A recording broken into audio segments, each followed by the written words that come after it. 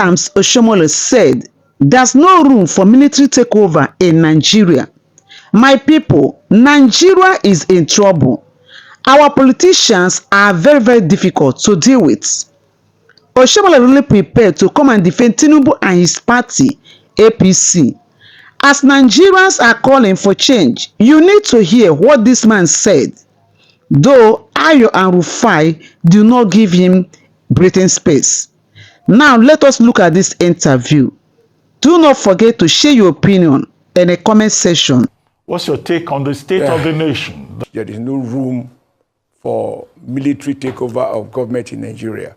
We have gone under military rule for several years. If it was a solution since 1996 or till 1999, Nigeria would have been Eldorado. So for the courage with which you speak, you did this out of defense. I was quite pleased with that, along with your colleagues on this program. Now, on Wednesday, just on the 2nd of August, before the protest began, I saw many people, including some of your colleagues, calling for peaceful protests, emphasizing that the Constitution guaranteed the right to peaceful protests. I found myself in a very difficult situation because, Ruben, more than anybody else, you and I have interfaced even during protests in front of Guardian newspapers. I have led so many countless protests, whether in the public sector, in the private sector, at the national level. However, I did say then, that was on the 2nd of August, like, let nobody talk about peaceful protest. It is impossible. Why did I say that? Whereas I recognize the right to peaceful protest, which I exploited and I enjoyed it, I expanded it, I practicalized it. I also said, when you exercise those rights to protest, we must also look at what are the demands. And I'm happy that I said, after seeing, because these people are faceless, I look at the totality of the different voices we can put together from the social media, and I say my summary, my takeaway from it is that a lot of these guys are only hiding other hunger, other unemployment. What they actually ask is for is regime change. And I said, you cannot legally, lawfully, and peacefully demand regime change under the Nigeria Constitution. And that those who have lost presidential election, those two candidates who spoke in favor of so-called peaceful protests, I have had the opportunity to interface with them when I was president of the NLC. And at different fora, each of these guys lectured me about the need to avoid, quote, miscreant, quote, hoodlum from taking over whatever we consider to be a legitimate thing. And I said, sociologically, it is absolutely impossible for an amorphous group, I emphasize amorphous, in the sense that, and it's not a degrading word, amorphous is that they are not organized, they are not structured, the faces are unknown, they talk from time to time, different guys talk, both within the country and outside the country. And so, who are you going to engage? And they are not accountable to anyone. They are not elected by anyone to whom they will report to as to at what point do we start, at what point do we stop, and where was the forum where they gathered to meet and agree on this demand. And my summary of it is that what they were demanding cannot be achieved peacefully, and it was illegal demand to demand regime change. Because also some of them say, for example, they want to revise a repeal of the 1999 Constitution. And I said, you cannot peacefully demand that because the power to change the 1999 Constitution, if that is what Nigeria wants, is not vested in the President of Nigeria. The only way to amend the Nigeria Constitution is as provided for in the Nigeria Constitution. That power is not with the executive. That power is not even with the federal legislature alone. That power has to be shared by both national and state legislatures. And a lot of eminent Nigeria, well-meaning Nigeria, even though I don't agree with them, have canvassed various ways whether we should return back to regionalism, whether we should report back to parliamentary system. All those are legitimate ways to express people's opinion. But I see confusion among the elite because it is this same elite, including a good section of the media, that celebrated Rotimi Williams, 21-man wise men, who ordered the military after consulting Nigerians, quote and unquote, those Nigerians are the elite, the speaking class, those who are invited to conferences, who told us that given Nigeria experiences that led to the overthrow of the parliamentary system in 1996, But we now need to have a strong president, a strong center. And so they move away from the parliamentary system to presidential system. And they enumerated how beautiful the American system is. And so here we are. If people, for whatever reason, and these are not things that are done by people carrying sticks, people carry green leaves. This has to be done by people who are really seasoned and who are knowledgeable about those issues. Now, what has the 1999 Constitution do with the fact of fuel subsidy? What has it going to do with the fact that somebody is hungry? If you change overnight, assuming it's about changing from NEPA to generator, will that bring food on the table? No. Those canvassing these views, I was clear, are not those guys who are hungry. I saw a young man in Plateau, and I was excited that young man, we shouldn't be more than 22, 25. And he looked like a graduate, by the way, listening to his language. He said, we have spoken. We don't want this to get out of hand after the first day. I believe the president has listened. Now, the second question is about the president's speech. I commend wholeheartedly, from the bottom of my heart, the patience of President Bola Ahmed Tinubu and the way in which he addressed those issues. Now, let me explain why. All right. He tried to, first, he acknowledged that there is hardship in the country. He didn't dismiss it. It's important that a leader acknowledge the legitimacy of what people are saying. However, he said, I have listened. I have heard you. A leader, a father who is talking to children who are crying. My children, I have heard you. I have listened. Stop crying. I will do something. There is no, if today I am the president, if today, Dr. Abati, you are qualified to be president, you are faced overnight with those numbers. I say, we are hungry today. What do you do today? In any case, the immediate thing the president has to do, which some of us don't even agree to. All right. We now have to seek governors, president commissioning distribution of rice. I would like to see commissioning of industrial, of factories that will provide job. Commissioning return to agriculture. But the government of President Tinubu had to resort to what they now call palliatives, which has become a huge source of scandal in many states. Yes, Senator, thank you so much for your Thank you. I think a number of things that, hearing from your response to the first question, is that there might be a mix of those who hijacked the protest and the people who actually went out to peacefully protest. Because for those people, it wasn't a regime change in particular they were looking at. And with regards to their demands, that was the number one.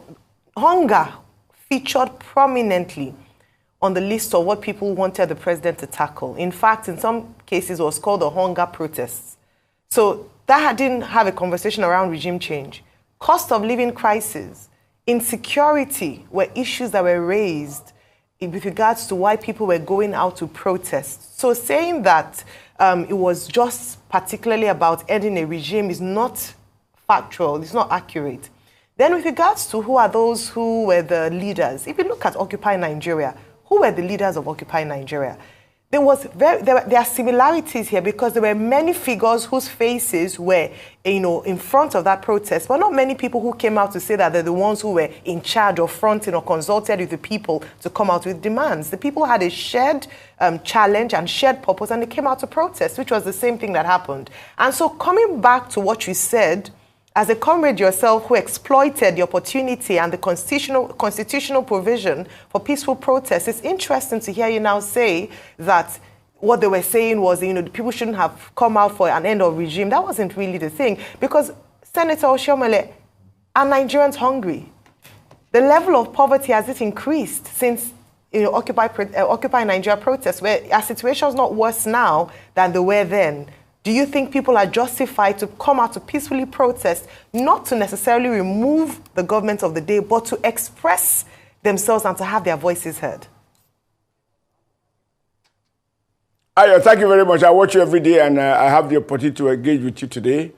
You've been doing a fantastic job. I don't always agree with your views, but that is what makes democracy rich and robust, and we must defend it, the right to differ. Your evaluation with due respect, with profound respect, is wrong. As the Yorubas, my part of the country, Edo people will say, and I think Abiola of blessed memory popularizes, that when you see some birds dancing on the highway, the drummers are not far from the bush. Without those drummers, those bears will not dance. Now, it is not about whether there is hunger. I said so. If the president acknowledges it, who are you and I to deny it? That is not the issue. The issue is the people use what they see as what everybody can feel. And why do you think, Ayo, that President Tinubu resorted to giving state government 570 billion naira to do quick win palliatives? Why has it become suddenly? In my days, I don't know how many times President Obasanjo, when I was NSC president, went to buy rice to distribute to Nigerians. He said, well, I should go and farm, which is the legitimate thing to do.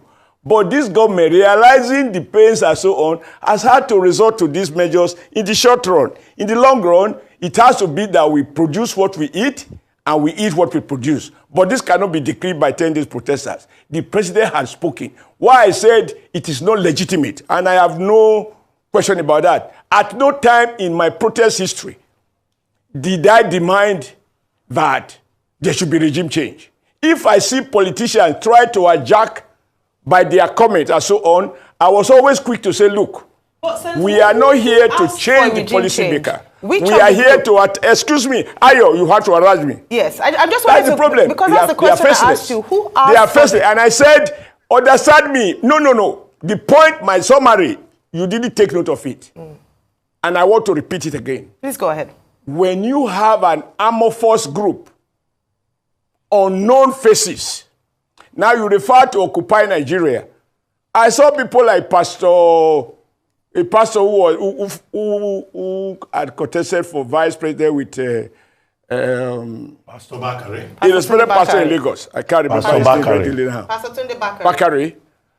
Yes. And you will recall when I was in NLC, not only is my face known, we share platform with Professor Wole Soyinka now at 90. I'm happy he's aging gracefully and God will continue to bless him and give him good health. I share platform with Femi Falana. I share platform with Beko Rasomkuti or something like that. One of the Bekos who was very active, a medical doctor. Yes. And I remember on one occasion on the front of Alausa, Ganifa Emi collapsed in the course of addressing workers. So these are Nigerians that are known. They have responsibility. But sir, EIE Nigeria came out. For sir, human rights. Sir, wait, he spoke for anger. I just want to challenge that point. In this occasion, yes, excuse sir. me. I just even want to... the name, excuse me. Yes. You can challenge anything, but you must listen to my point. I've listened. No. This is meant to be an engagement. You know, a question, excuse me, a question cannot be as long as the answer. The answer must be longer than the question. Check yours when you were a student. When they ask you one question, you use pages to answer it. So give me the time, because Nigeria need to understand why a man who lived my background refused to acknowledge that a peaceful protest can be used for regime change. I emphasize regime change because I understand the logic. I led from the front. These people you are mentioning, I don't know them.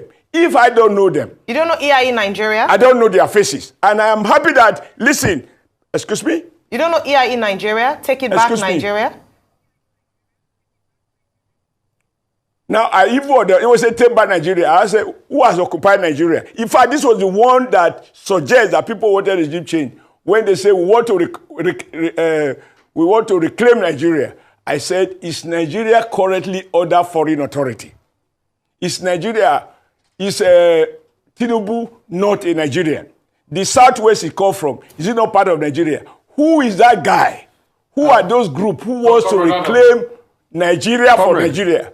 And excuse me, all the names you mention here, I listen attentively. I don't even know if I don't know some of these faces. At no time did they sat on a common platform to say, this is who we are. Excuse me, the business of governance is not a tea party. And when I saw people say Tinubu, excuse me, because at the heart of the question by Ruben is, was President Tinubu's response appropriate? I say yes. What was summarized? Okay, comrade. I have heard you. Comrade, I have listened. Comrade. I am open to dialogue. Comrade. Even that one, I saw people saying, set up a panel to negotiate. To negotiate with people who are in Washington, people who don't know their address. You may know them. I don't know them. Comrade. Yes. This is Rufai speaking. Rufai speaking. Yes. Oh, Rufai, how are you? Very well. Morning, sir. Comrade, let's Thank be you, sir. truthful in Nigeria, because I see we lack a lot of truth, and that's why our lives are never going to be better as a country. The day we start to speak the On truth... both sides, yes. Truth is constant. You can't defeat the truth. And that's why I have the courage to speak my mind. Let me land, comrade.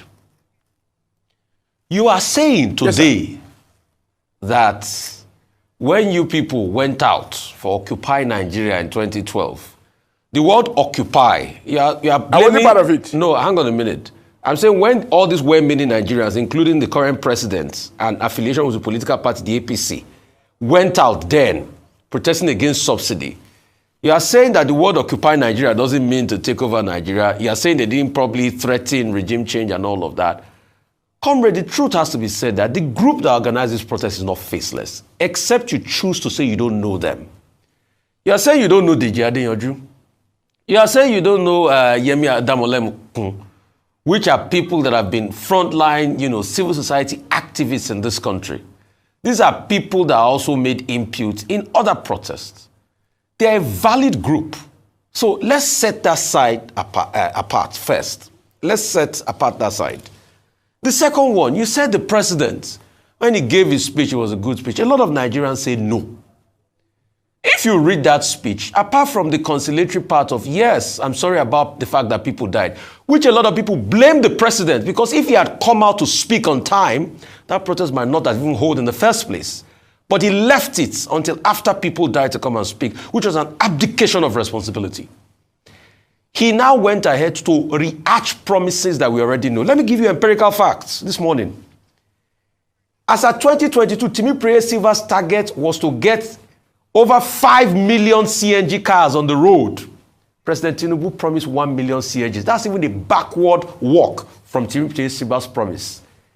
He said he's going to do 10 million hectares. He said he's going to cultivate 500,000 hectares last year. We have not seen the food. Food inflation is still over 40%. He's celebrating the fact that, okay, we have 9.1 trillion now in revenue earnings, that we earn more compared to last year.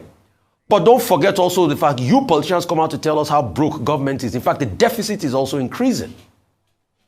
He said he's going to he's giving over 570 billion to the states. Some of the states came out to say that they've got nothing really.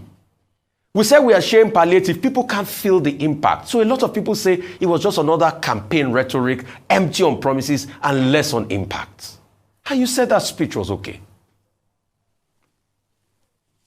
So my two questions are... Can I reply, sir? Yes, go ahead, sir. You have the floor. Your two questions, because you spoke at let's reduce that to two questions. Yes. The first question is... What are your two questions, sir? You people know the organizers of the protest. Do not say it was faceless because it's been hijacked by people. And ample intelligence was provided that it was going to be hijacked. What did the government do about it? You people know the organizer of it was not a faceless protest. That's the first question. I'm challenging your initial narrative. And I'm saying the president's speech was flawed.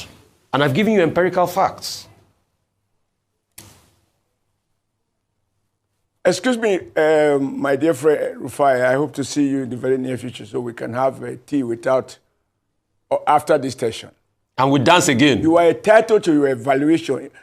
Excuse me, I will dance again. And I have improved even at elder age. But one thing you have to agree is that one man's sense of objectivity is another man's idea of objectivity. When people say, I am being factual, as you have claimed, I am being objective. You are objective sometimes only to the extent that you are not aware of your own biases or you are not aware of your own subjectivity. This is fact in social sciences. And to say that one evaluation is standard, any deviant is wrong, is not valid in social sciences. Now, I told you one word. It's not about all those who want the president mentioned, was just to remind people that he has not been sleeping. If he says he will farm, he will have farm and produce all the food in 1 year. If it was that easy to produce the food in 1 year, from Obasanjo's return to school in his first coming as military government, as a military head of state, I saw him with joy as a villager. I saw a president with them, Chief of General Staff Yaradua, say school to farm program. I remember President Shehu Shagari saying, we want green revolution. All these governments have promised this. This man is only in office for 1 year. He outlined what he's going to do. And Rufai, how long did it take to set up a credible, now highly competitive Arise television? From the day my dear friend conceptualized the idea, and I told him it's impossible. I can reveal to you, I and KK discussed, I said, this man is always into, how is he going to compete with CNN? How is he going to compete with China already established? Today, it's a reality. It's not just in existence. Arise has become an authoritative national network. Between conceptualization and realization, it takes time. It takes huge time. Now, why I say these people are faceless and that they wanted regime change, I listened to all these names you mentioned, plus others. I don't know them. You can't say I know them because you know them. Now, which Nigeria does not know Wole Soyinka? Who didn't know Ganifa Emi of blessed memory? Who doesn't know Femi Falana? You see, the issue of we know some individuals. How much trust do those individuals command in the bar of the average Nigerian? Those people carry sticks in Kano. You know Showore? Those people who... I know Showore as a defeated presidential candidate. And when you are defeated in election, you wait for the man who won, you give him time. Showore should know. He had interviewed me in Washington, and I met with him. I like what he was doing. I think he became one of the most authoritative first online, publisher, Sahara Reporters. What you get from Sahara Reporters, I often wonder, how does he get his information? In my view, he was at his best. But once he dragged himself into politics and contest election, he has become a politician. And if you discredit politicians, Rufai, as you often do, Senator, you can't pick and choose. Congress Senator. So Showore cannot be seen as speaking. People will see him as still nursing the grievances, the pain of his defeat. Congress So Senator. that is not the guy to speak for those people in Kano, for those who throw bomb in Maiduguri, for those who hijack vehicles in this. Number 3, what did you expect a president to do when he is mourning the death of people avoidably? No president will throw ice cream when the nation is under stress. Senator. He didn't need to smile unnecessarily because he wasn't addressing... Senator. He wasn't... Listen, you have to give me the opportunity, sir, with due respect. He wasn't celebrating October 1st or Democracy Day. He was addressing rioters and protesters that have claimed life. He needed to wear a face of a president that recognized. Did you watch the British Prime Minister? Did you see how he addressed the British people following the riots in Britain? He didn't deny the fact that 3 innocent children shouldn't have been killed. However, that was not a justification for looting and violence. And he said, we will deal firmly with these right-wing Protestants, these extremists. We will deal firmly. We will bring them to justice. I didn't see him saying, Mr. Ice Cream, increase ice cream from Harrods. I distribute to them. No leader. We watch those smokes in different parts of the country. And they come and wear a smile. My children, I'm appealing to you. He told the children, I have listened. I have heard you. That is loaded. Minimum words, maximum wisdom. Now you want him to decree on the heart of it. He said, even if it was lawmaking, can he decree a law? He's not in a position to do so. Now I have listened. What I expected, people like you, Rufai, people like you, Ruben, I saw you say he should have made the address before. Let's face it, play back a lot of your own coverage of the villa, and you will see a different fora. President Bola Ahmed Tinubu says, I understand the unintended consequences of some of the bold decisions I have taken. Now, I had a huge challenge to make between managing the exchange rate to avoid these rent seekers being in business where a central bank governor can make a Ruben. If he likes you, he allocates you $5 million. you become $3 million rich overnight. You don't need to work again. Mr. Oshomole, Dr. Abati needs to come in here. And he said, I could have... Wait. Dr. Abati needs to come because of time. Mr. Oshomole, he needs to come in. For people like me, for people... Please, he needs to come in here. But at least now, Dr. Abati needs to ask you a question because of time. But at least I'm happy now you now know one of the protester leaders, Showore. So because you said you don't know any of them before. So I'm happy at least you've claimed you know one now. Dr. Abati, please, your question. I do not recognize the legitimacy of a protest from Washington. I do not. Okay, you can't be in Washington and be organizing protests in Nigeria. No, those are absentee leaders. Excuse me, we call those ones absentee desktop leaders. No. I led from the front. I collected tear gas in the premises of Guardian newspapers. Okay. I did it Senator. in the premises of Federal Secretariat. Senator. I did it in Oshomole in Lagos. So, excuse me. So, when we are talking, how can you ask a serious president, a president elected, to now allow one of those he defeated to go to the comfort of Washington and be shouting from there? I say, I am directing you. I'm hungry. If he's hungry, he's going to fix Nigeria from Washington. Come on, let's be serious. Protest is not a Christmas party. Okay. It's not distributing ice cream. Very quickly, I wanted to So Showore should do what is best. He should have called to Nigeria. Excuse me, when I was NSC president, and President Tinubu increased fuel price to a level I consider injurious to our economy. That was the first battle, from 10 naira to 30. I came back from Geneva where I was a board member of International Labour Organization. Because for me, if I'm not home, what am I doing in Geneva? I came back home. Okay. I left from before. I told my colleagues, let's go to Abuja. Senator, we need to go to Dr. Abati. Thank you. Senator, okay. Thank you very much. So many questions to ask you, but let's see what we can quickly, in the remaining 2 minutes that we have, dragging. I don't think... I will try to be as brief as I can too. I don't think the big issue is about the identity of the protesters. This is a Gen Z-driven protest, and they are just saying they have the right to protest. They don't need to be big names. We have seen what the Gen Z has been able to do in Bangladesh, for example. Who is the leader of the protest? They just say they are students. But let's go to Edo State. Now, Monday Okpebolo, who is the candidate of the APC in this election, is now being supported by Philip Shaibu. We saw Philip Shaibu joining the APC and bowing down before you. Now, how comfortable is that for you? And then secondly, the allegation that you also seem to have subtle sympathy for Asuai Ighodalo, the candidate of the PDP. Just your comment on Edo State politics. Let's leave President Tinubu, you worry about his own issues. Yes, Edo State. No, I'm sure he's taking charge. Today I saw it from your Guardian, from your lead newspaper, this day we say newspaper of record, saying that only yesterday, the vice president chaired a committee on how to bring the textile industries back. And they recognize that they can create 1.5 million jobs in the textile industry every year. That is, today I'm going to celebrate, because I've been talking about that time and time again since this president came in, that the job have to come from manufacturing sector. So that said, now Edo politics. Asuai Ighodalo is not electable.